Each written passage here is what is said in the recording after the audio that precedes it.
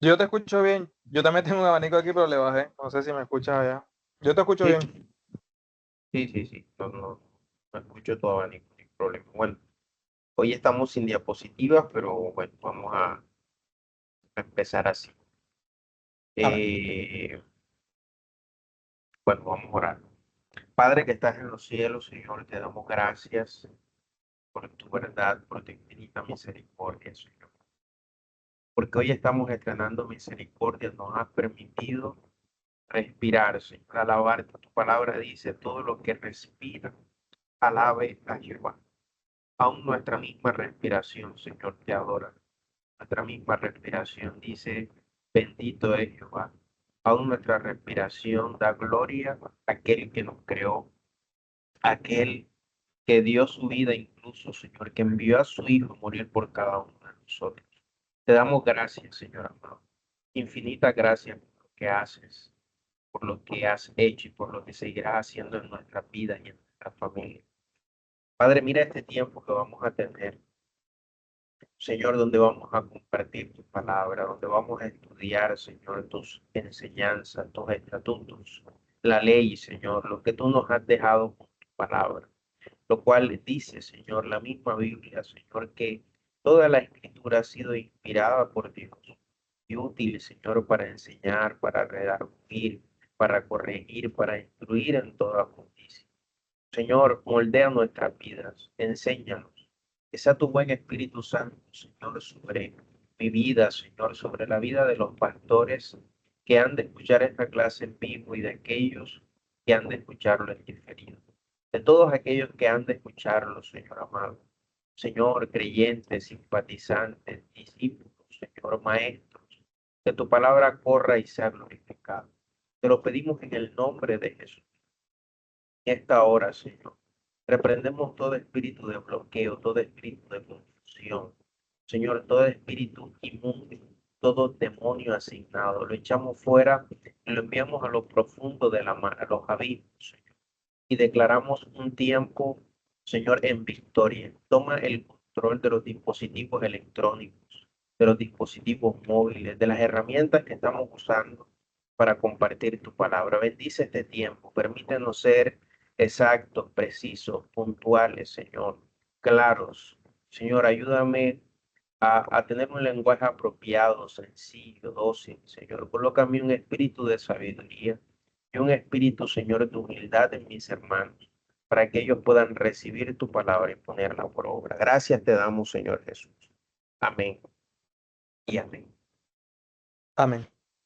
Bueno, amado, ya estamos a punto de terminar este hermoso tiempo de el discipulado básico. Creemos que ha sido un éxito rotundo. Confiamos también en aquellos que se siguen viendo estas clases en diferido. Hoy la oportunidad la tenemos con la enseñanza de la segunda venida de Cristo y la resurrección de los muertos. Es importante prestar atención eh, en cuanto a estas enseñanzas que son doctrinas de escatología. Entendemos que la escatología, dentro de una doctrina hablando acerca de el final de los tiempos, hay gente que cree en muchas cosas, pero hay conceptos, hay principios que están errados, que están confusos, que nos han sido mal enseñados por la falta de conocimiento, por la falta de lectura y demás. Y la idea aquí es no solamente dar el fundamento bíblico que está en las Sagradas Escrituras, sino también qué nos lleva más allá, porque esto debería despertar algo en nosotros. Entonces, segunda venida de Cristo, enseñanza capítulo 6 por decirlo así. Vamos a Mateo capítulo 24 versículo 30.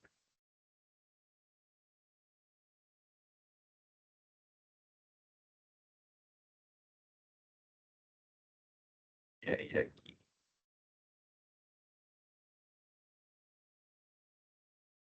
Mateo capítulo 24 versículo 30 dice las Sagradas Escrituras en el nombre del Padre, del Hijo y de su Santo Espíritu. Amén. Entonces aparecerá la señal del Hijo del Hombre en el cielo, y entonces lamentarán todas las tribus de la tierra y verán al Hijo del Hombre viniendo sobre las nubes del cielo con poder y gran gloria. La definición de este evento escatológico como la segunda venida de Cristo es también llamado el Día del Señor. Es el evento donde Cristo vendrá con los santos. En esta venida Él bajará hasta la tierra, juzgará a las naciones, así lo dice Mateo capítulo 24, versículo 30, que dice con poder y gloria, y Mateo capítulo 25, el 31 al 46, también lo manifiesta. Después de este tiempo se introducirá el reino milenial o la dispensación milenial, que tiene que ver con los 1000 años que estarán en este tiempo posterior a la segunda venida de Cristo, y regresará a la tierra después de la gran tribulación. Es importante mencionar que la segunda venida de Cristo tiene un orden escritural, por decirlo así, dentro de la dinámica escritural. Uno es que Cristo estuvo entre los muertos, según Lucas capítulo 2, del 8 al 14. Cuando leemos Lucas, nos habla acerca de unos ángeles que se le aparecen a unos pastores y les anuncian que Cristo ha nacido.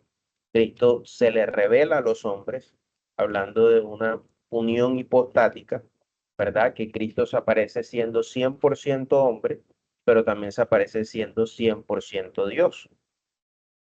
Lo segundo que vemos dentro de esa dinámica escritural es que Jesucristo, después de su ministerio, después del cumplimiento, fue muerto, ¿verdad? Allá en el Gólgota, Mateo capítulo 27, versículo 36. Para avanzar un poco, no voy a enfatizar todos los versículos, los podemos ir buscando en casa, pero entendemos que Amén. Mateo capítulo 27, Marcos 15, 24 hace mención a la crucifixión de nuestro Señor Jesucristo. Mateo 28 del 5 al 7 y Marcos habla acerca de la resurrección, que Cristo resucitó al tercer día. Jesús muere en una cruz, pero al tercer día, como había sido profetizado por los profetas y mencionado incluso por nuestro mismo Señor Jesucristo, resucitó al tercer día y ascendió al cielo. Hechos capítulo 1, versículo 9, menciona cómo los apóstoles vieron que Jesús se desaparece en una nube, él asciende al cielo y hay dos ángeles que se le aparecen con vestidura blanca a los apóstoles y les dice que él volvería, lanza una promesa, ¿verdad? Vamos a leer, si vamos a leer Hechos capítulo 1, porque Hechos capítulo 1 nos revela la venida del Señor como una promesa. Dios te bendiga, amada Jennifer. ¿Estás por ahí? Amén, pastor. Bendiciones. Amén, amado. Decíamos que, bueno, estamos ya a puertas de cumplir el propósito que nos ha reunido todos estos martes, que es la oración y el discipulado. Ya la parte del discipulado la estamos culminando. Damos gloria a Dios por eso. Y bueno, hoy nos compete la clase de la segunda venida del Señor, la segunda venida de Cristo y la resurrección de los muertos. No te has perdido de mucho. Haciéndote un resumen, decía que es importante prestar mucha atención que la segunda venida del Señor, la resurrección de los muertos y incluso la doctrina del arrebatamiento, que ya la vimos, pero vamos a tocar algo de eso ahorita, son eventos que se dan dentro de el fin de los tiempos. Entonces hay que prestar mucha atención porque hay gente que a veces tiene de pronto confusiones, algunos detallitos y la idea es poder hoy liberar eso. Amén.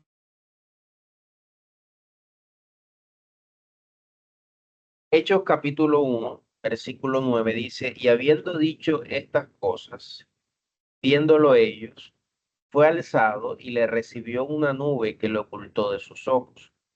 Y estando ellos con los ojos puestos en el cielo, entre tanto que él se iba, he aquí se pusieron junto a ellos dos varones con vestiduras blancas, los cuales también le dijeron, varones Galileos, ¿por qué estáis mirando el cielo?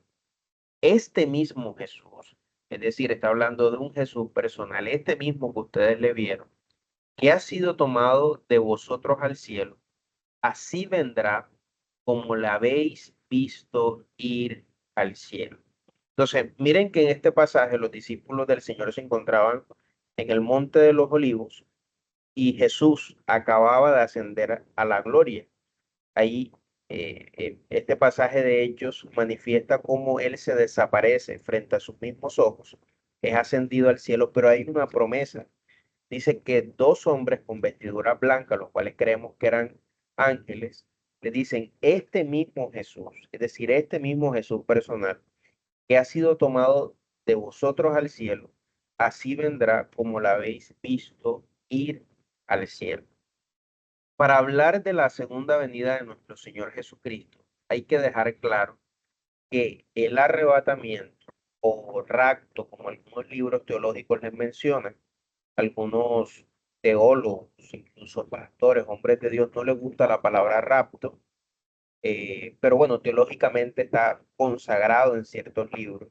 Entendámoslo como el arrebatamiento. No es lo mismo que la segunda venida de Cristo. Eso debemos tenerlo claro.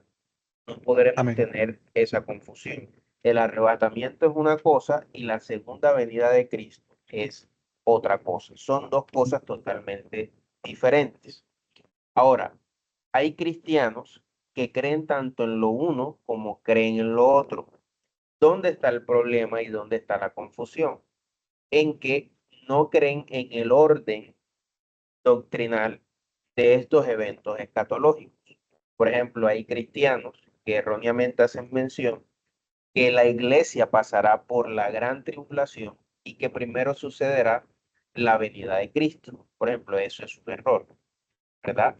Nosotros creemos que el arrebatamiento acontecerá primero y ahorita vamos a mencionar por qué la Biblia así lo establece. Entonces, la doctrina del arrebatamiento, para dejarlo claro, voy a hablarlo rápido para que quede aquí por si alguno tiene alguna confusión al respecto.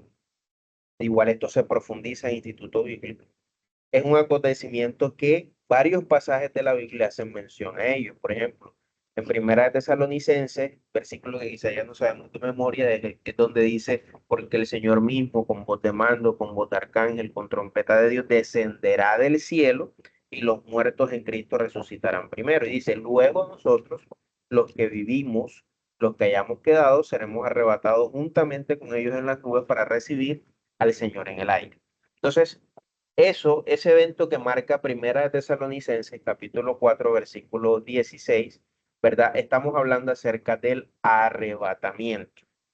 Primera de Corintios, capítulo 15, del 51 al 52, el que dice aquí, os digo un misterio, no todos dormiremos, pero todos seremos transformados en un momento, en un abrir, en un cerrar de los de ojos, al final trompeta, porque se tocará la trompeta, y los muertos serán resucitados incorruptibles y nosotros seremos transformados. ¿De qué está hablando la Biblia ahí? Del arrebatamiento. Entonces, la segunda venida es totalmente diferente. De hecho, creemos que el arrebatamiento va a suceder primero. Eso es importante. La iglesia no pasará por la gran tribulación. La iglesia será arrebatada.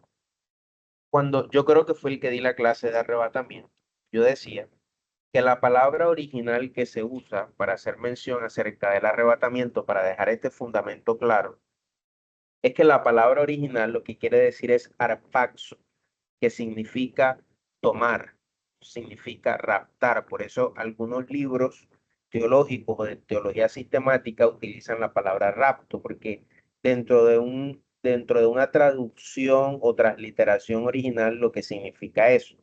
Y hay una ilustración. Yo les dije, la mejor ilustración para entender ese término en el original es que, por ejemplo, si nosotros vemos a un niño, nos imaginamos, un niño está jugando en la calle y está a punto de ser atropellado por un carro, alguien lo ve y alguien jala al niño o ala al niño con urgencia y lo salva de que ese niño pueda ser atropellado por un vehículo. Eso exactamente, esa ilustración sencilla, fácil que acabo de mencionar, es precisamente lo que el Señor hará. Es decir, Dios no va a permitir que sus hijos pasen por la ira y el juicio que solamente le pertenece a los impíos. Es más, por eso por allá Romanos capítulo 5 versículo 9 dice de que nosotros seremos salvos de la ira. ¿De qué ira está hablando Romanos? ¿De qué ira está hablando Romanos? Está hablando de la gran tribulación. Primera de Tesalonicenses capítulo 1 versículo 10 dice que Él nos librará de la ira venidera. ¿De qué ira está hablando Primera de Tesalonicenses? De la gran tribulación. Es más, el apóstol Pablo, cuando habla de que será derramada la gran tribulación, él dice de que Dios no nos ha puesto para la ira, sino para alcanzar salvación por medio de nuestro Señor Jesucristo. Vamos a leerlo. Primera de Tesalonicenses, capítulo 5, versículo 9. Pastorales, Amén, amado. cuando hablamos también de eso, de la ira venidera, eso no tiene otra connotación con relación pues a la condenación como tal. Amén. Sí, eso está inmerso. Lo que pasa es que la condenación ya es la muerte eterna. Porque recuerda que dentro de los tiempos escatológicos, eso no lo vamos a profundizar mucho porque corresponde a institutos y estamos incentivando a que la gente se matricule en la escuela EMI. Pero Amén. dentro de los tiempos escatológicos, después del arrebatamiento, entendemos que pasarán 7 años. Dentro de esos 7 años se darán unos eventos que ahorita los vamos a mencionar, que están ahí, lo que va a suceder antes de la segunda venida del Señor. Y en la segunda venida del Señor, que es cuando Jesús sí pisa esta tierra para juzgarla. Después hablaremos del tiempo milenial, viene el juicio del gran trono blanco, y es ahí donde entonces hablaremos de el lago de fuego de azufre y de azufre, que es totalmente diferente al infierno. La gente se confunde, el lago de fuego es una cosa y el infierno es otro. El lago de fuego es ya la muerte eterna o la condenación eterna. Pero dentro de una exégesis de la ira venidera, se entiende también como ese tiempo de prueba que será la gran tribulación, que será un tiempo de persecución, de juicio. Estamos hablando también de la segunda venida porque Jesús va a traer juicio, dice que vendrá con gloria, con poder. Entonces Él va a traer juicio a todas las tribus. Amén. Fui claro con eso, amado. Sí, sí, o sea, me diste a entender que sí, que tiene esa connotación también, Sí. la condenación. Primera de Tesalonicenses, capítulo 5 versículo 9 dice, porque no nos ha puesto Dios para la ira, sino para alcanzar salvación por medio de nuestro Señor Jesucristo. Entonces miren que el apóstol Pablo es muy claro acerca de eso, de hacia quién viene la ira y hacia quién viene el juicio. Em, Cuando nosotros vemos el contexto bíblico eh, y miramos el carácter del Señor, cómo Él obra en los tiempos de juicio y cómo Él obra en los tiempos de ira, fundamenta mucho más la doctrina que el arrebatamiento es uno de los, es el primer evento escatológico, por decirlo así, donde la iglesia será tomada. Porque cuando nosotros vemos, por ejemplo, el caso de Noé, el caso de Lot, en el tiempo de Noé, la Biblia dice que el Señor se enojó tanto con la humanidad que le envió un juicio. Todos conocemos que ese juicio fue un gran diluvio. Lo curioso es que Dios no envió el diluvio hasta que Noé y toda su familia estuvieran dentro del arca y estuvieran seguros. Amén. En el caso de Lot pasó lo mismo. Es decir, Dios había decidido derramar una ira sobre Sodoma y Gomorra, pero no derramó ese fuego sobre aquellas ciudades impías hasta que Lot y su familia hubiesen sido sacados y estuviesen puestos a salvo. De hecho, cuando miramos lo que Abraham habla con Jehová en Génesis capítulo 18, vamos a verlo. Abraham nos deja un misterio porque Abraham muestra el mismo carácter de Dios en los tiempos de juicio. Génesis capítulo 18, versículo 23 al 25.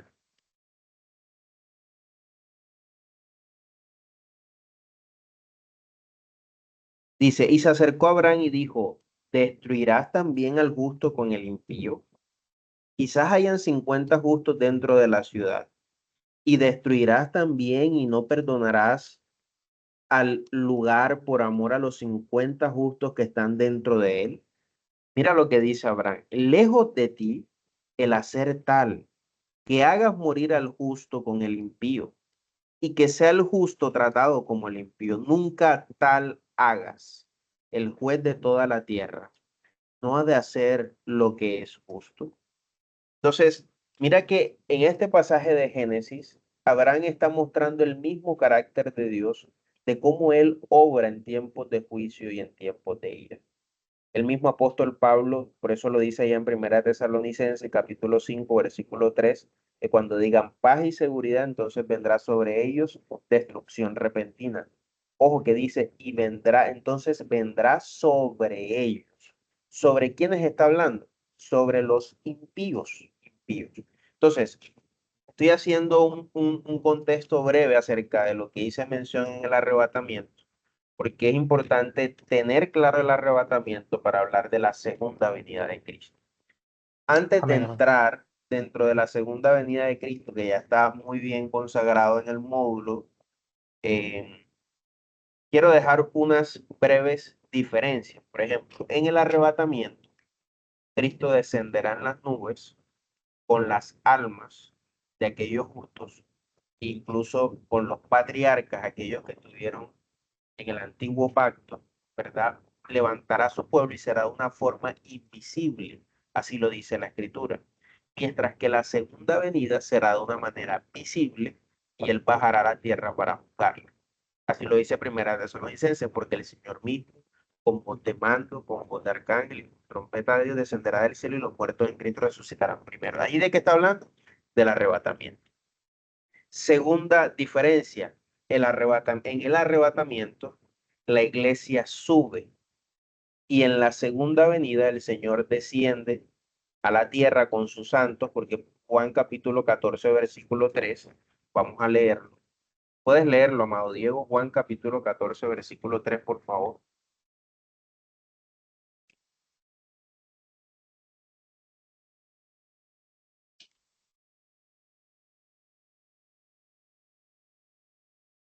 Juan 14, 3.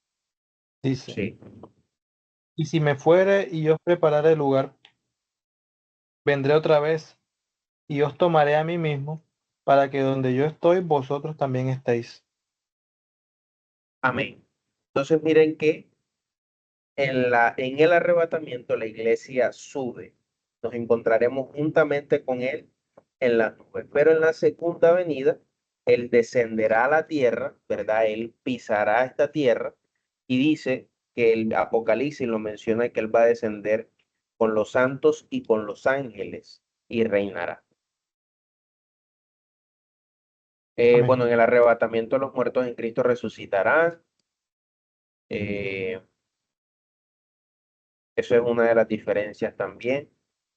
Bueno, otra de las diferencias es que en el arrebatamiento Jesús viene para salvar a su iglesia. Por ejemplo, allá en Apocalipsis, por eso cuando él habla acerca de la iglesia de Filadelfia, que es tipo de la iglesia de Cristo, Apocalipsis capítulo 3, versículo 10, habla acerca de eso, él viene por su iglesia, mientras que en la segunda venida, y ahorita lo vamos a mencionar en el módulo está, tiene como propósito salvar al pueblo de Israel. Entonces, entendiendo esto y teniendo claro esta base y este fundamento de que En la primera viene por la iglesia y en la segunda por el pueblo de Israel. Esta parte no la tenía clara. sí, acá abajo, ahorita tenlo ahí pendiente porque acá en el módulo aclara ese punto como eventos antes de la segunda venida de Cristo. O sea, Amén, uno amén. de esos propósitos es la conversión del pueblo de Israel. Recuerda que el Ok, pueblo de Israel no reconoció a Jesús, o sea, ellos todavía están esperando al Mesías.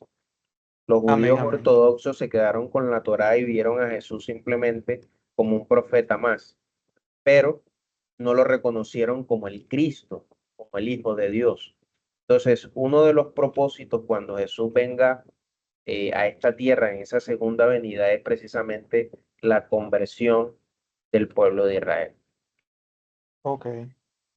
Entonces, dicho lo anterior, eh, el Señor ha prometido que Él vendría por nosotros. Cristo lo prometió, así lo acabamos de leer, cuando Él dijo, si fuere, yo preparé el lugar, vendré otra vez y tomaré a mí mismo.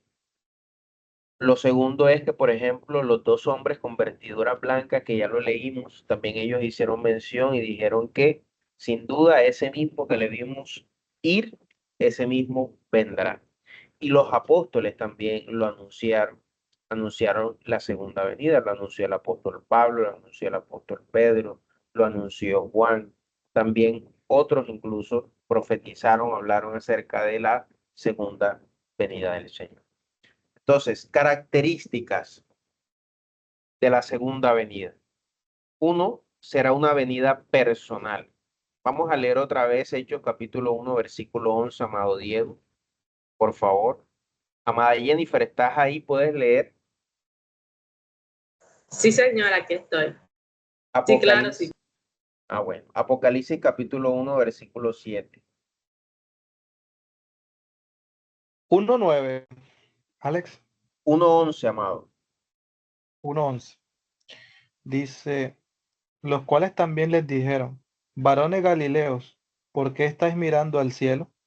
Este mismo Jesús que se ha ido, este mismo Jesús que ha sido tomado de vosotros al cielo, así vendrá como le habéis visto ir al cielo.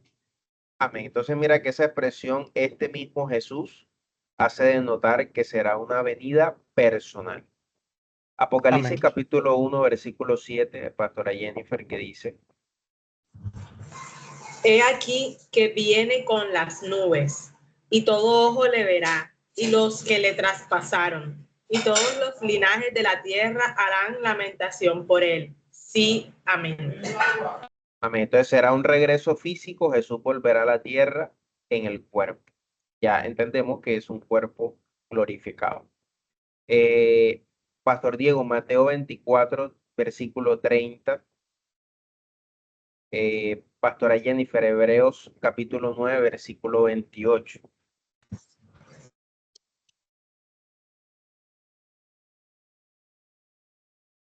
Dice Mateo 24:30. Entonces aparecerá la señal del Hijo del Hombre en el cielo, y entonces lamentarán todas las naciones de la tierra, y verán al Hijo del Hombre viniendo sobre las nubes del cielo, con poder y gran gloria. Y verán al Hijo del Hombre. Entonces será una venida visible, todo ojo le verá. Esta era una de las diferencias que establecía que en el arrebatamiento no será de esta manera. En el Amén. arrebatamiento no será Read. visible, será invisible. Hebreos 9:28. Así también Cristo fue ofrecido una sola vez para llevar los pecados de muchos y aparecerá por segunda vez sin relación con el pecado para salvar a los que le esperan. Amén. Entonces miren que será una venida gloriosa y triunfante. La segunda venida de Cristo, aunque es personal, física y visible, será muy diferente a su primera venida. Es decir, no volverá en un cuerpo, en el cuerpo de su humillación, sino en un cuerpo glorificado. Eso ya lo habíamos mencionado. Primera de Corintios capítulo 15, versículo 25 dice, porque preciso es que Él reine hasta que haya puesto a todos sus enemigos debajo de sus pies. Entonces Cristo vendrá como Rey de Reyes y Señor de Señores, triunfante sobre todas las fuerzas del mal, habiendo puesto a sus enemigos debajo de sus pies.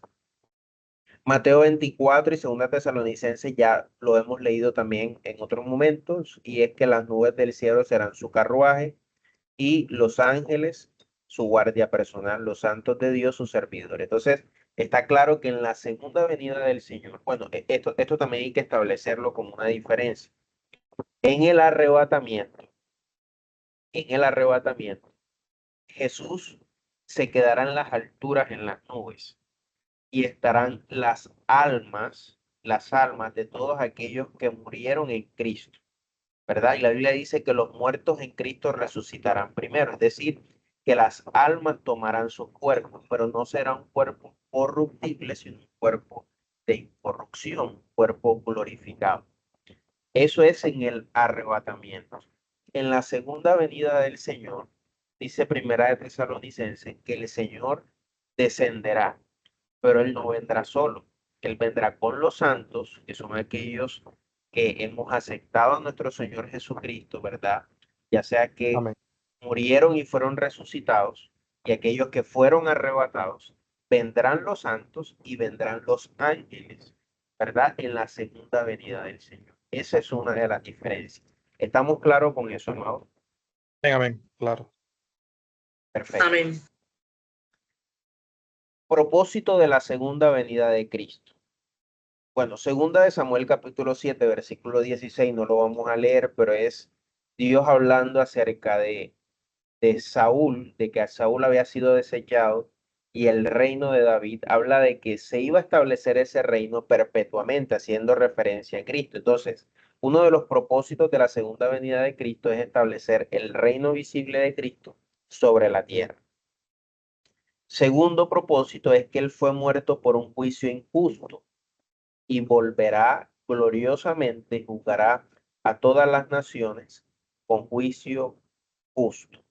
Mateo capítulo 25, versículo 31 al 46, creo que ese no lo hemos leído. Vamos a leerlo. 41 al 45. Y Mateo capítulo 5, 25, perdón.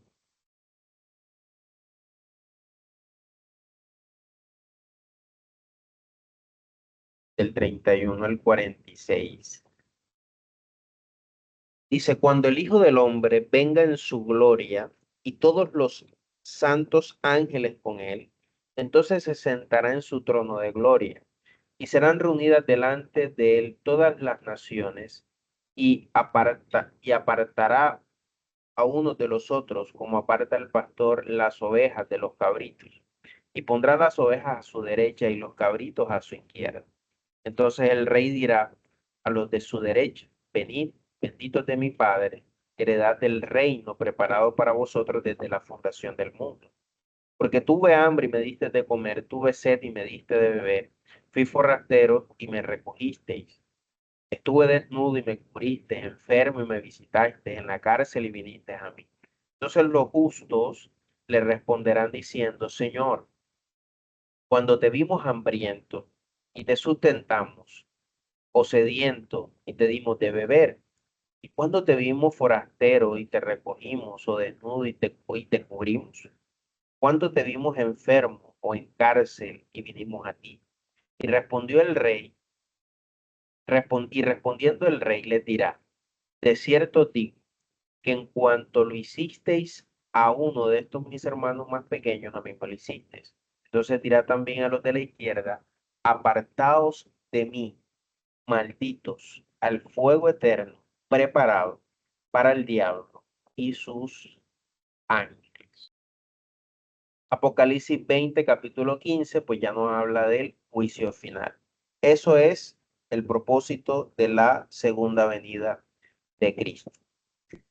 Escatológicamente, bueno, el módulo nos da un fundamento en cuanto a los eventos antes de la segunda venida de Cristo. ¿Qué va a suceder antes de la segunda venida de Cristo? Bueno, primero, el arrebatamiento. O sea, el arrebatamiento es uno de esos eventos, ya lo vimos en Primera de Tesalonicenses. El llamamiento de los gentiles. Mateo capítulo 24, versículo 14, habla de la necesidad de la predicación. Mateo capítulo 24, capítulo 14, dice, y será predicado este evangelio del reino en todo el mundo para testimonio a todas las naciones, y entonces vendrá el fin. Zacarías capítulo 12, versículo 10 es una profecía muy bonita y habla acerca de la conversión de Israel. porque Israel evidentemente está en el propósito de Dios, en el pueblo escogido. Zacarías capítulo 12, versículo 10, dice, y derramaré sobre la casa de David y sobre los moradores de Jerusalén espíritu de gracia y de oración, y mirarán a mí, a quien traspasaron. Wow, eso es tremendo. Y mirarán a mí, a quien traspasaron, y llorarán como se llora por hijo unigénito, afligiéndose por él, como quien se aflige por el primogénito. Entonces, teológicamente, dentro de los eventos escatológicos, se establece que Jesús en el arrebatamiento va a venir por una iglesia, va a venir por su iglesia santa, escogida por él. Pero dentro de los propósitos de la segunda venida de Cristo es la conversión del pueblo de Israel. Bueno, el módulo está de acuerdo con esa posición teológica, porque Zacarías así lo profetiza en el capítulo 12, versículo 10. Sucederá una gran apostasía y una gran tribulación, que es lo que entendemos que pasará en ese tiempo, ¿verdad? Después del arrebatamiento. Existirá una gran apostasía, porque ya existe apostasía, pero existirá una gran apostasía y una gran tribulación. Así lo dice Mateo capítulo 24. Alex, una pregunta, perdona que te interrumpa.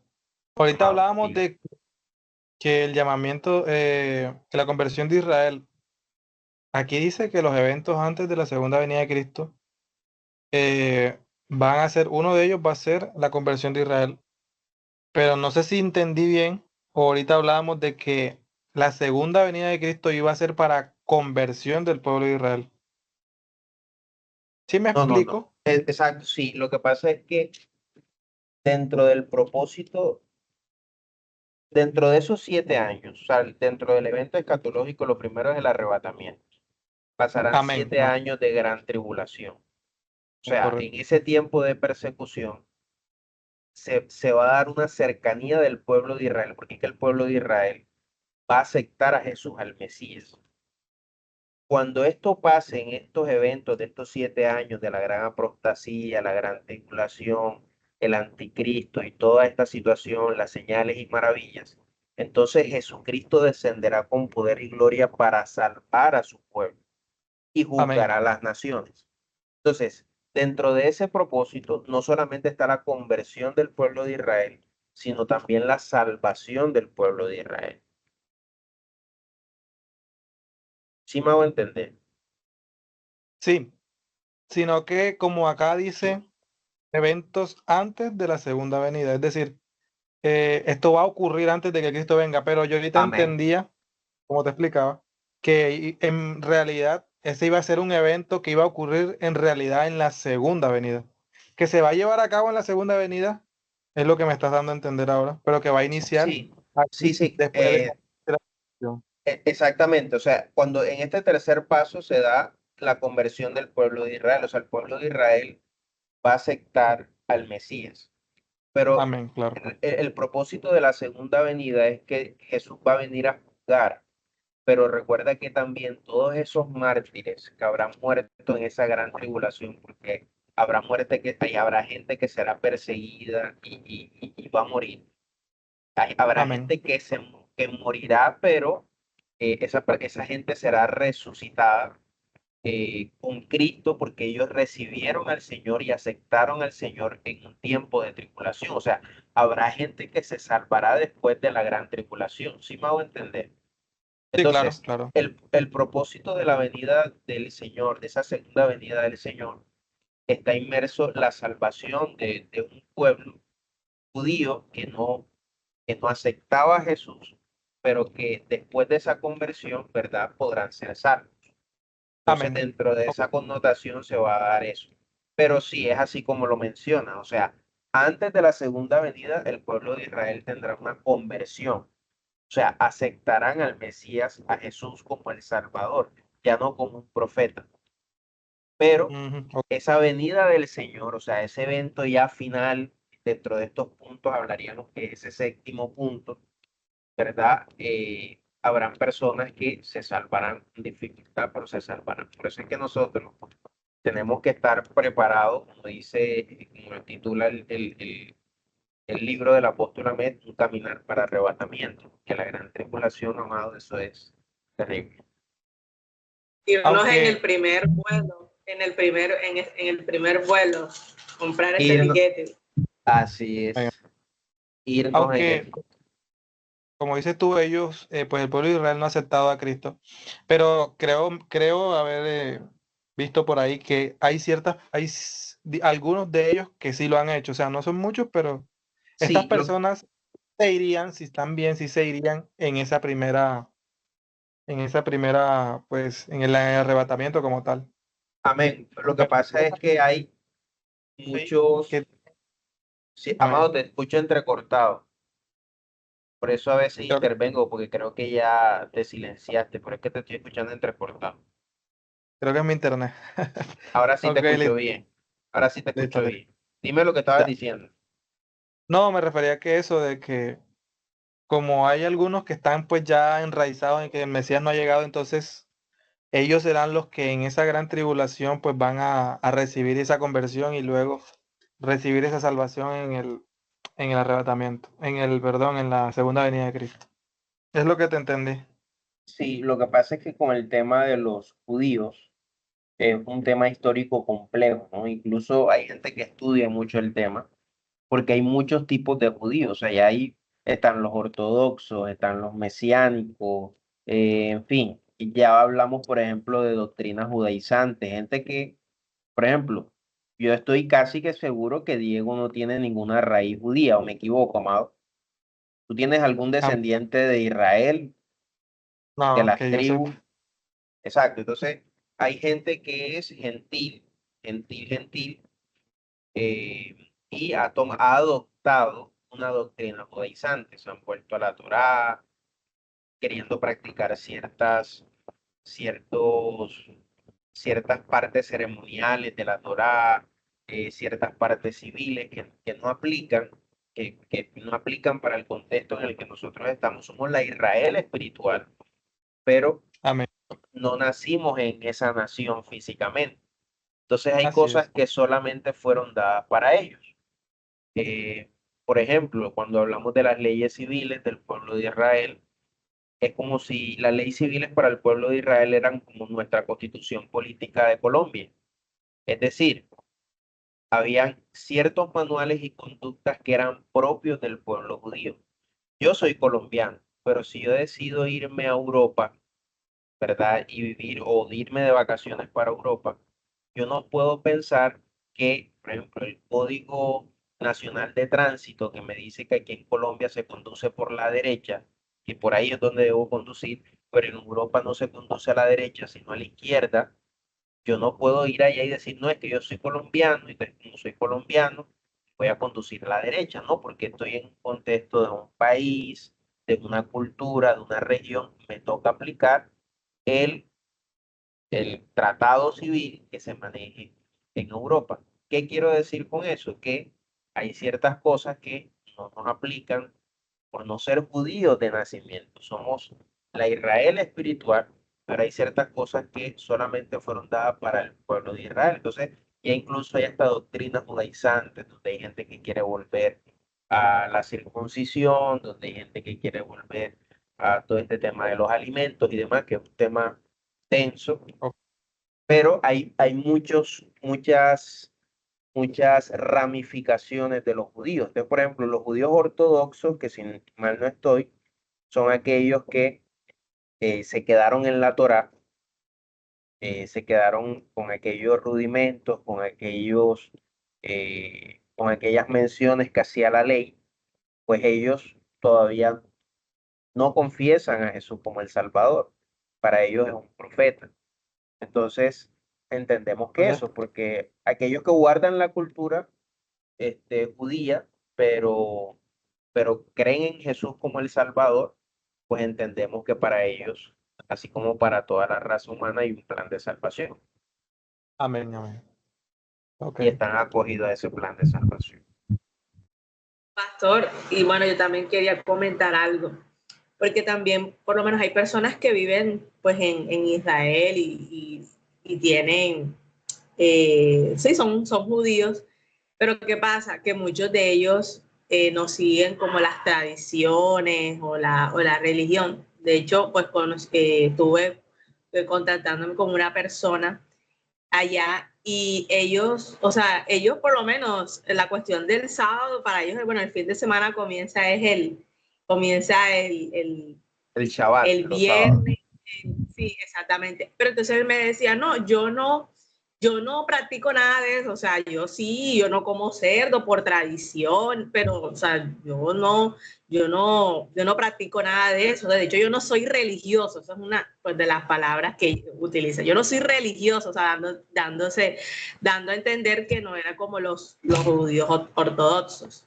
Claro, Entonces, de hecho, o sea, hay mismas personas dentro del pueblo judío que ellos son, digamos, como las personas inconversas acá, o sea, listo, van, pero no tienen ningún compromiso con Dios ni con nada, sino que siguen la tradición, algunas que la hacen y otras que no. También el Señor también viene por ese tipo de personas. así es, así es. Pero aquí la base es que el pueblo de Israel o la conversión del pueblo de Israel que entendemos acá es de aquellos que negaron a nuestro Señor Jesucristo, aquellos que incluso, porque recuerden que aquellos que mataron físicamente a nuestro Señor Jesucristo, porque tenemos que espiritualmente, todo aquel que no confiesa en el Señor, la Biblia dice que el que cree, ¿verdad? Ese no será condenado, pero el que no cree ya ha sido condenado. Entonces, Amén. el pecado más fuerte de nosotros no es ni ser violadores, ni ser asesinos, no. El pecado que a nosotros nos lleva a la muerte eterna es que si nosotros no confesamos a nuestro Señor Jesucristo, el mayor pecado que todos hemos cometido es haber matado a Jesús. O sea, se nos culpa de la muerte de Jesús. Mas cuando nosotros aceptamos a nuestro Señor Jesucristo, Jesús se pone en el medio y dice, no, Él no me mató, yo entregué mi vida por Él. Entonces, en eso consiste la salvación. Ahora, como el pueblo judío, entendemos que no aceptó a Jesús, por eso la Biblia dice que ellos no le aceptaron. O sea, por ellos vino, mas ellos no le recibieron. Entonces, el pueblo de Israel, si bien es el reloj profético de todo este tema escatológico, es el pueblo que, aunque había un propósito directo con ellos, no recibieron al Mesías. Y aún en los tiempos finales están dentro del propósito de la salvación, porque para ellos también es el plan de salvación. Pero hay Amén, amén. escatológicamente un propósito designado especialmente para la conversión del pueblo de Israel. Evidentemente habrán judíos que serán salvos, yo también creo eso. Amén, claro. Pero dentro del contexto doctrinal, lo que quiero dar a entender es que entendamos que el pueblo de Israel como tal, es de aquellos que no quisieron reconocer a Jesús. O sea, mataron al Señor Jesús, no quisieron reconocerlo. Entonces, hay un plan para ellos. ¿Estamos claros, amados? Entendido. Pero ya más claro ahora sí. Bueno, el anticristo, primera de Juan capítulo 2, versículo 18, dice, hijitos, ya es el último tiempo. Y según vosotros oíste que el anticristo viene, así ahora han surgido muchos anticristos. Por esto conocemos que Él es el último tiempo. Entonces, bueno, aquí cuando habla de que han surgido muchos anticristos, no nos confundamos. Ahí lo que Juan utiliza esa palabra que hay muchos anticristos para referirse a aquellos que se oponen a Cristo y a su mensaje. Entendemos que la palabra aquí anticristo no se asocia a una sola persona como nosotros normalmente lo vemos, sino que el versículo habla de todas aquellas personas que se oponen al Evangelio, que se oponen al nombre de Cristo, a los falsos maestros, a los que se presentan como líderes espirituales, pero en realidad lo que enseñan es una falsa doctrina, que desvían a las ovejas del redil, que se oponen eh, al mismo mensaje de nuestro Señor Jesucristo. Por eso hace referencia a que ya han existido anticristos, pero el anticristo escatológico que hablamos, si es una sola persona que se va a oponer a todo lo que es de Dios, a todo lo que es moral, a los mandamientos que ya ustedes conocen. En Apocalipsis hace mención a las características del anticristo. Señales y Amén. maravillas, Mateo capítulo 24.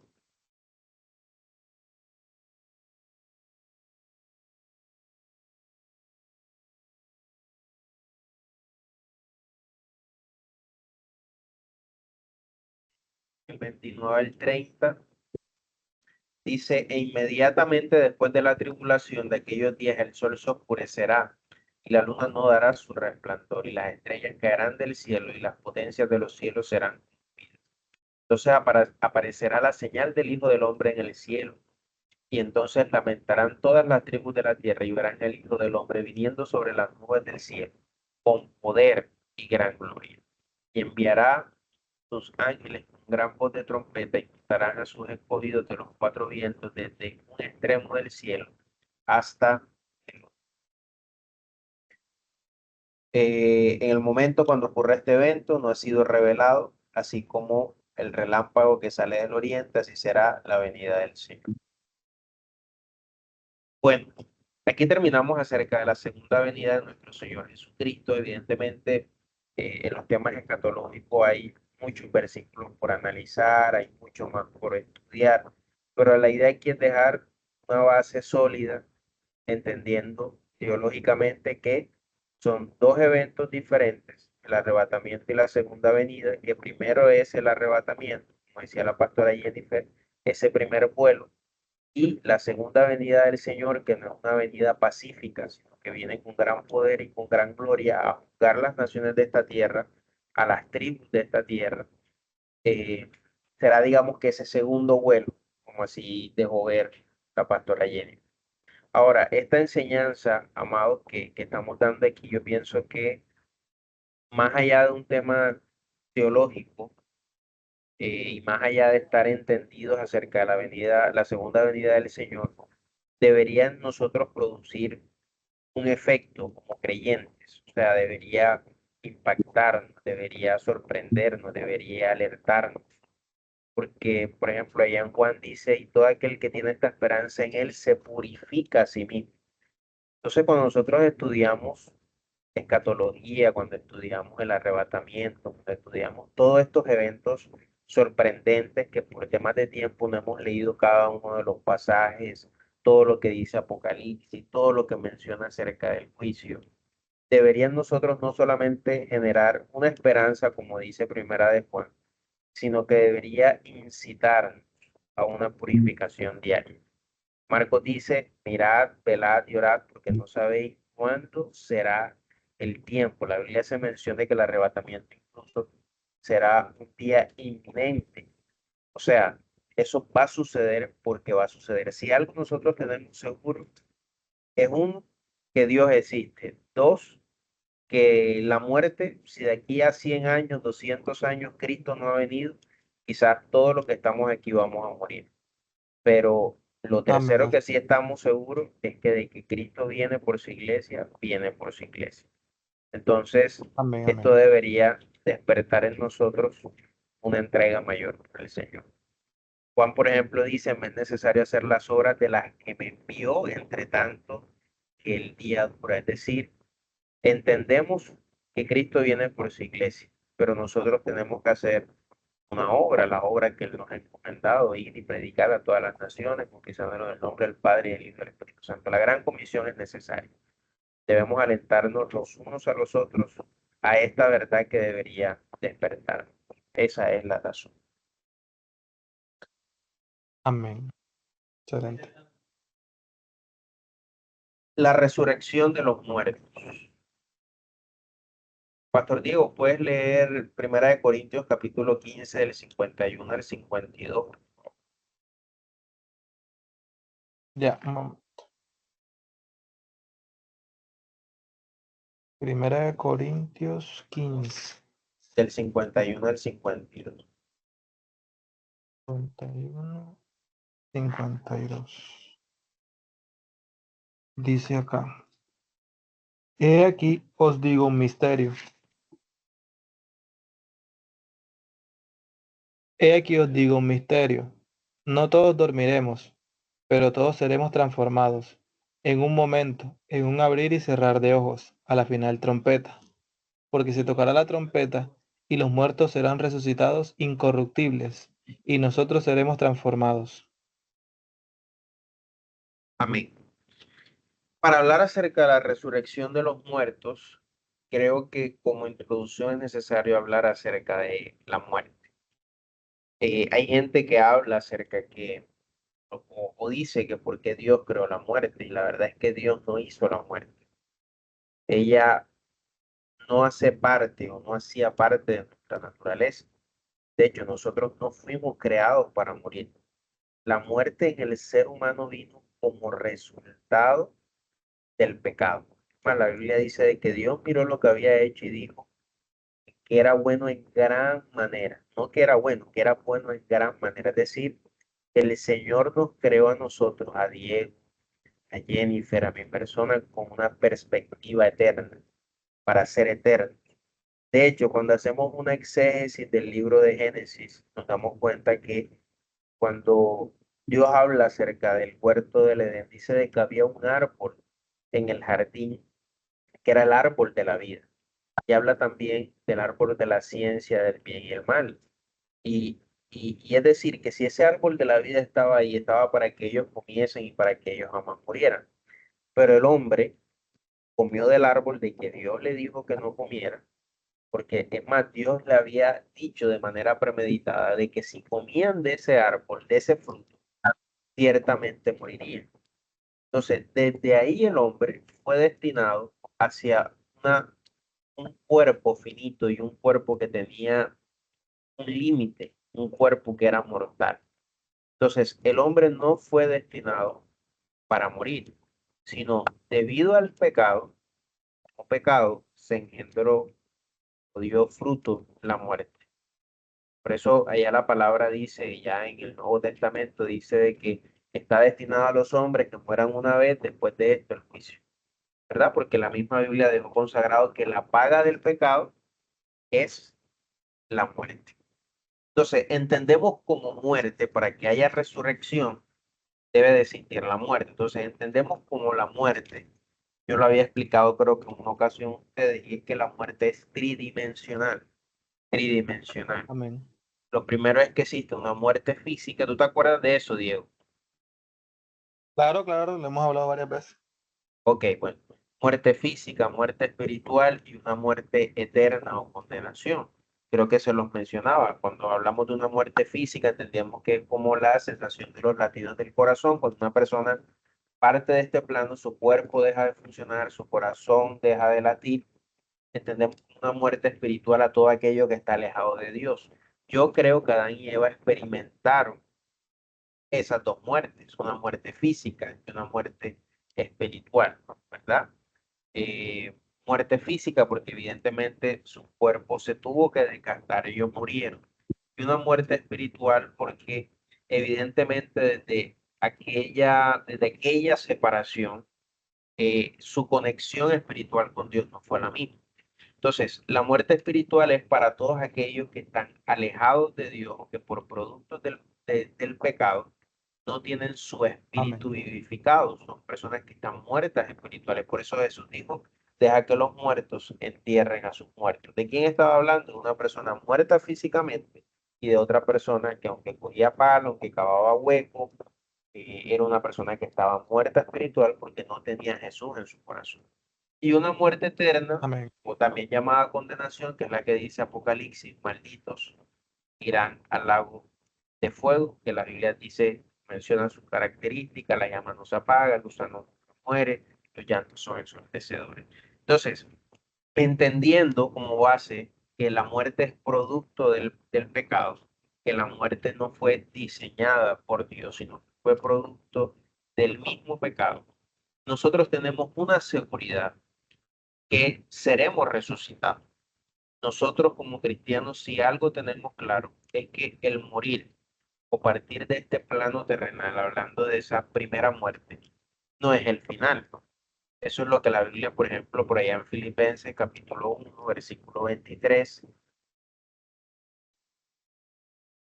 Filipenses 1:23, Dice, porque de ambas cosas estoy puesto en estrecho, teniendo deseo de partir y de estar con Cristo, lo cual es muchísimo mejor. Entonces, miren lo que dijo el apóstol Pablo. Hay que entender cada uno de nosotros que el alma de los que mueren va directamente a un destino, a un destino.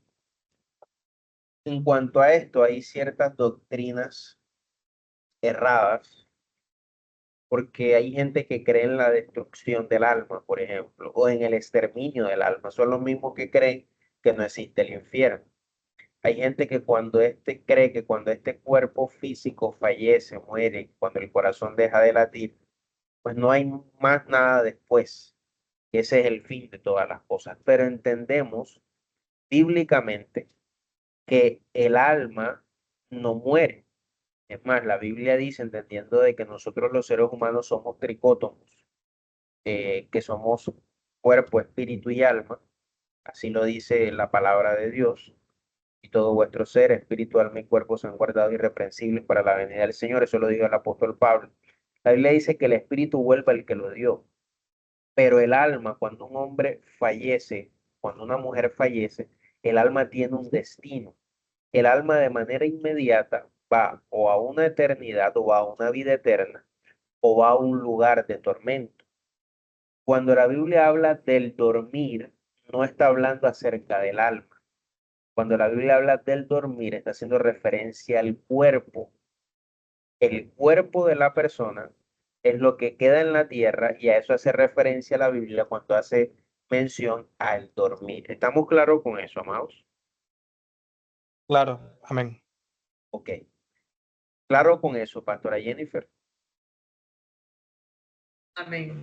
Ok. La resurrección de los muertos entonces es un hecho. Jesús es la primicia de la resurrección. Primera de Tesalonicenses, capítulo 4, del 16 al 17 dice, porque el Señor mismo, voz de mando, voz de arcángel y con trompeta de Dios descenderá del cielo, y los muertos en Cristo resucitarán primero. ¿De qué resurrección habla ahí? Si Jesús va a descender con las almas, está hablando de los cuerpos, porque los cuerpos serán transformados. Luego nosotros, los que vivimos, los que hayamos quedado, seremos arrebatados juntamente con ellos en las nubes para recibir al Señor en el aire y así estaremos siempre con el Señor. Entonces, la resurrección de los muertos es una realidad y una doctrina bíblica.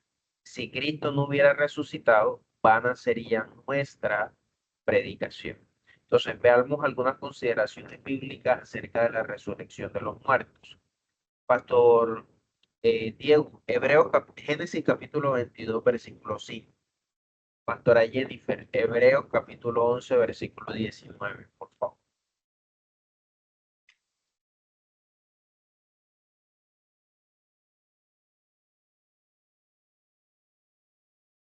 Génesis 22:5 Amén. dice, entonces dijo Abraham a sus siervos, esperad aquí con el asno, y yo y el muchacho iremos hasta allí y adoraremos, y volveremos a vosotros. Amén. Amén. Entonces, bueno, Abraham que estaba viendo ahí que Dios era poderoso para qué? Para resucitar. Para resucitar a su hijo. Amén. Hebreos capítulo 11, versículo 19, ¿qué dice? Pensando que Dios es poderoso para levantar aún de entre los muertos, de donde en sentido figurado también le volvió a recibir. Amén. La resurrección de los muertos fue revelada por los profetas. Isaías capítulo 26, versículo 19. Pastor Diego, ¿puedes leerlo, por favor? Isaías.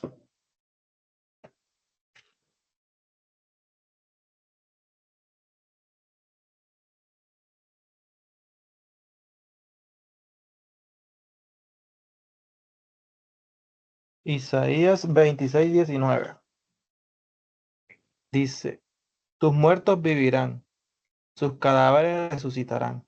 Despertad y cantad, moradores del polvo, porque tu rocío es cual río de hortalizas, y la tierra dará a sus muertos.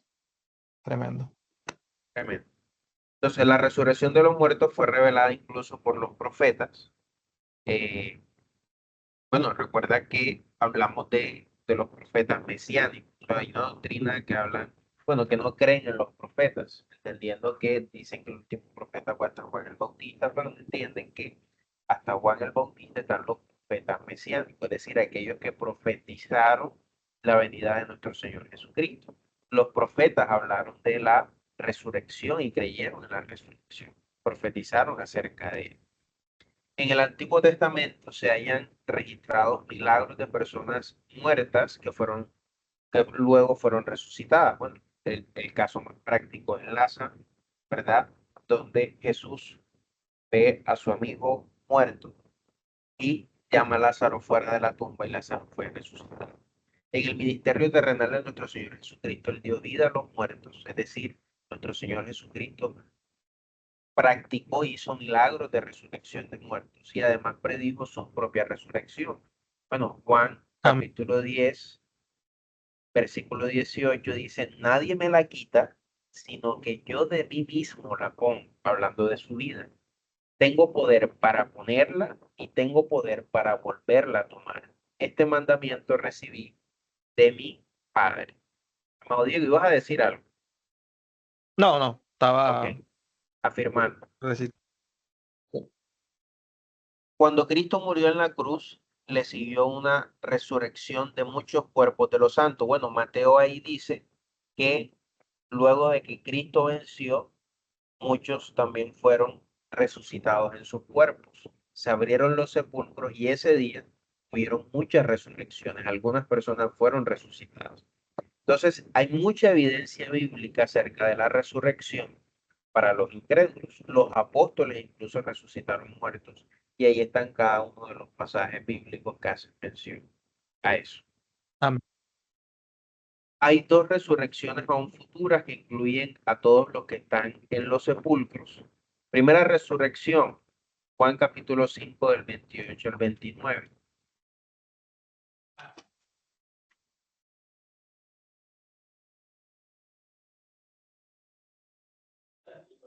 No os maravilléis de esto, porque vendrán ahora cuando todos los que están en los sepulcros oirán su voz. Y los que hicieron lo bueno saldrán a resurrección de vida, mas los que hicieron lo malo a resurrección de condenación. Bueno, esto es importante leer este versículo. Recuerden cuando en el arrebatamiento hablamos de los que murieron en Cristo, o sea, solo los que murieron en Cristo resucitarán, ¿verdad? Porque se Amén. irán con el Señor. Porque aquellos que fueron impíos, que están en un lugar de tormento, recuerden que el infierno es un lugar temporal de tormento, pero el destino final de aquellos que serán condenados será el lago de fuego. El infierno es un lugar de tormento temporal que a la final todo terminará o será remitido al lago de fuego. Entonces, en esta primera resurrección hablamos de lo que se va a dar antes de la gran tribulación. Estamos hablando acerca del arrebatamiento. Los creyentes en el Antiguo Testamento tendrán parte en la primera resurrección. Algunos sostienen que serán resucitados con la iglesia, hablando acerca eh, hablando acerca del arrebatamiento. Es decir, porque Jesús vendrá no solamente con las almas de aquellos que murieron en Cristo, sino también con las almas de los patriarcas. Bueno, y menciona antes de la tribulación, primera de Tesalonicenses 4, 16 al 17, ya lo hemos leído. Y la segunda resurrección, ¿verdad? Que es la resurrección que se dará para condenación.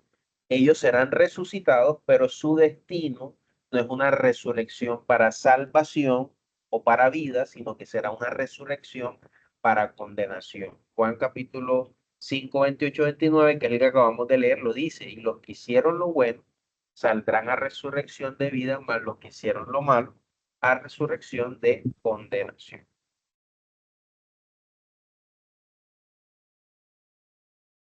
Pero dirá alguno, ¿cómo resucitarán los muertos? ¿O qué cuerpo vendrán? Primera de Corintios capítulo 15, del 35 al 38. Amado, ¿puedes leerlo, por favor? Amén. Primera de Corintios 15. Del 35 al 38. Dice, pero dirá alguno, ¿cómo resucitarán? ¿Cómo resucitarán los muertos? ¿Con qué cuerpos vendrán? Necio, lo que tú siembras no se vivifica, sino muere antes. Y lo que siembras no es el cuerpo que ha de salir, sino el grano desnudo, ya sea de trigo o de otro grano. Hasta ahí, pastor. ¿Leíste hasta dónde? 37. El 38, ¿qué 38. dice? A Dios le da el cuerpo como Él quiso, y a cada semilla su propio cuerpo. Bueno, ahí lo que está haciendo referencia dentro de un contexto a los pasajes que dicen después en el 42. O sea, el del 15 al 35, el 38 hace las preguntas, pero del 42 hasta el 44 hace mención que ese cuerpo resucitado, ¿verdad? O sea, muere un cuerpo Amén. corruptible, cuerpo mortal, pero la resurrección de este cuerpo no es un cuerpo mortal, sino que será un cuerpo incorruptible, un cuerpo glorioso, un cuerpo poderoso, un cuerpo espiritual. Ese será el cuerpo, ¿verdad? Que será tomado por cada una de las almas y se irá en el arrebatamiento. Ahora, en cuanto al cuerpo de los impíos, la Biblia no hace mención, no especifica de cómo serán esos cuerpos, pero se hace mención de que serán juzgados según o de acuerdo a sus obras y serán arrojados al lago de fuego. Eh, bueno, en los tiempos del Señor, en los tiempos del ministerio del Señor Jesucristo, los saduceos negaban la resurrección. Bueno, ellos no creían en la resurrección. Mateo 22, del 23 al 28, creo que es el que hace más mención a eso. Mateo,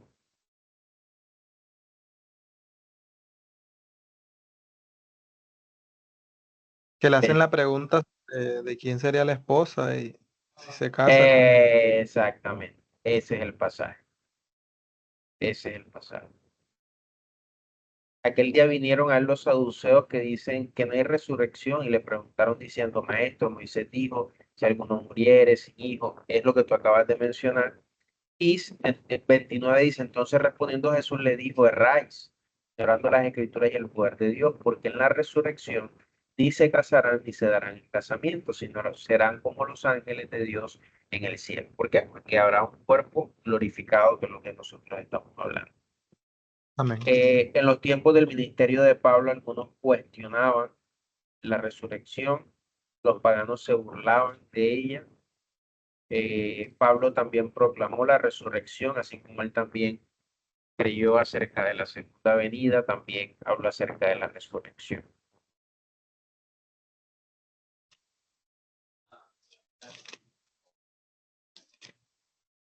Hechos 23. Hechos capítulo 24 del 14 al 15, léelo, amado, por favor. 24 del 14 al 15. Dice, pero esto te confieso, que según el camino que ellos llaman herejía, así sirvo al Dios de mis padres, creyendo todas las cosas que en la ley y en los profetas están escritas, teniendo esperanza en Dios, la cual ellos también abrigan, de que ha de haber resurrección de los muertos, así de justos como de injustos. Amén. Amado, para resumir un poco lo que estábamos hablando, hay gente que pregunta, o sea, bueno, preguntas ociosas, que para qué es necesario la resurrección de los muertos. La respuesta en realidad es que el Evangelio ofrece una promesa de redención y esa promesa de redención no solamente es de nuestras almas, sino también de nuestros cuerpos.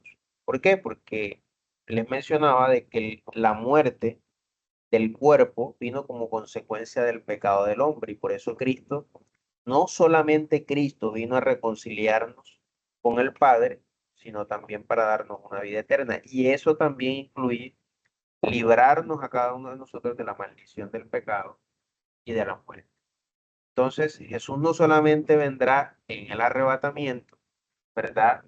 Jesús vendrá con los santos, con las almas de los justos, tanto del Antiguo Testamento como los del Nuevo Pacto, que somos nosotros.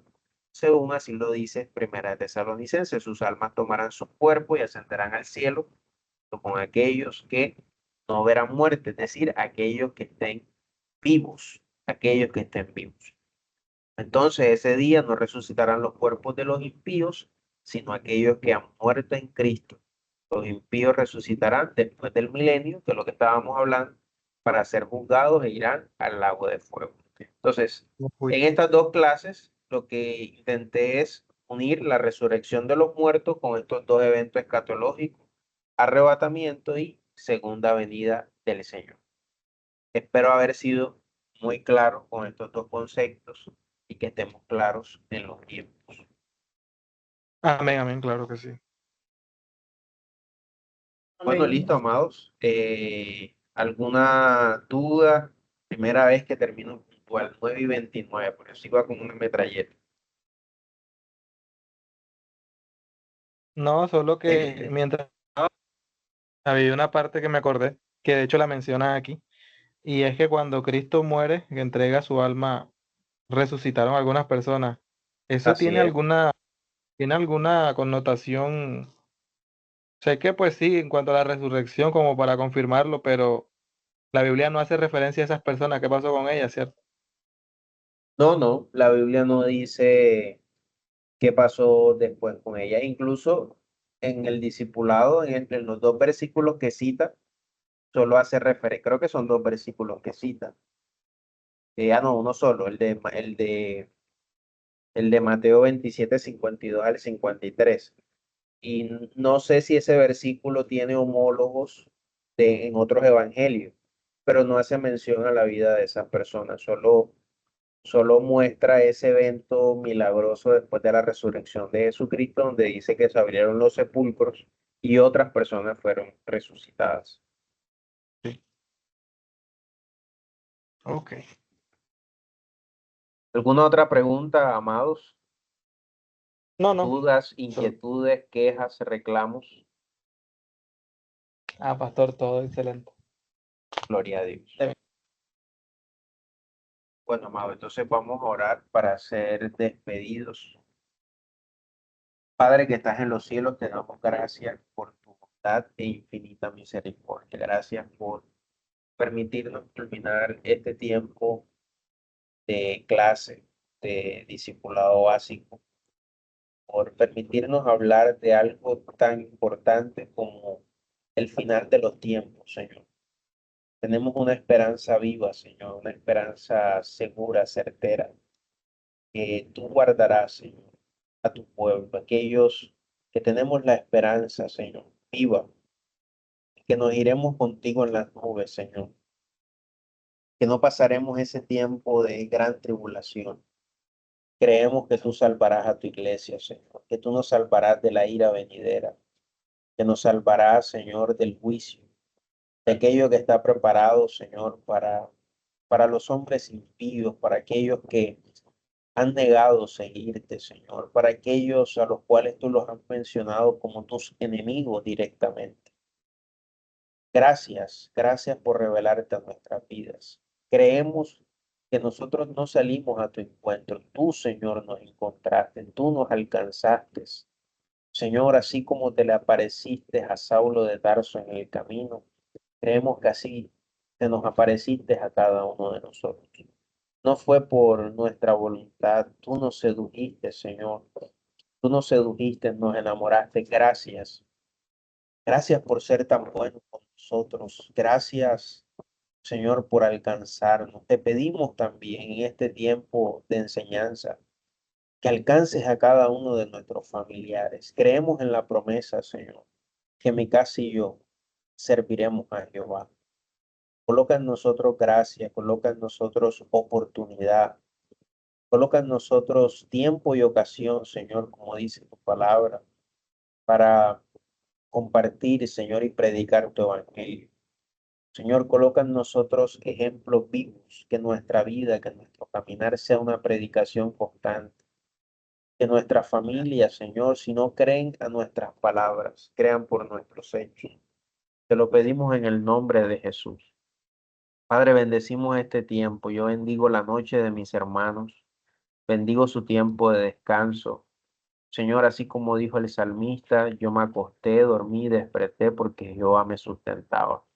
Sustenta, Señor, sus obligaciones, su familia, sus quehaceres. Señor, quita toda preocupación, dales un sueño y un descanso reparador. Y que el día de mañana, Señor, sea un día de victoria, de buenas noticias, Señor, de compromisos cumplidos, Señor, un día de éxito. Que todo lo bueno del cielo, Señor, se derrame, Señor, en cada uno de nosotros. Te lo pedimos en el nombre de Jesús. Reprendemos a Satanás y todos sus demonios, lo echamos fuera. Creemos, Señor, que en nuestra vida solo hay acción, Señor, para el Espíritu Santo de Dios. Gracias te damos. Nos cubrimos con la sangre de Cristo. Ella nos preserva, ella nos guarda, ella nos cura, ella nos sana. En el nombre de Jesús. Amén y amén. Amén. Amén.